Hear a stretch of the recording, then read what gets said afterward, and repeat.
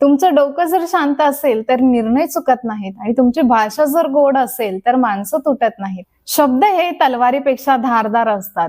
तुमची भाषा जर गोड असेल तर ती मलमपट्टी सारखं काम करत असते, जी नात्याला जोडून ठेवत असते.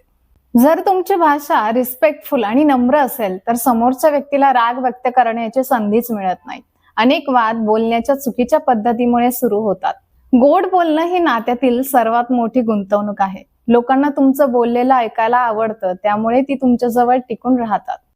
तुमच्या डोक्याला शांत ठेवा, जेणेकरून तुम्ही तुमचे निर्णय योग्य पद्धतीने घेऊ शकाल आणि तुमच्या शब्दांना गोडवा द्या, जेणेकरून तुमची स्वतःची आपली लोक तुम्हाला सोडून जाणार नाही. शांत डोक्याने तुम्ही परिस्थितीचं विश्लेषण व्यवस्थित करू शकता. स्वतःच्या रागाला आणि शब्दांना नियंत्रणात ठेवा. आपल्या आयुष्यातील बहुतेक प्रॉब्लेम्स हे घाईत निर्णय घेतल्यामुळे किंवा चुकीचे शब्द वापरल्यामुळे निर्माण होतात. या दोन गोष्टींवर नियंत्रण ठेवा.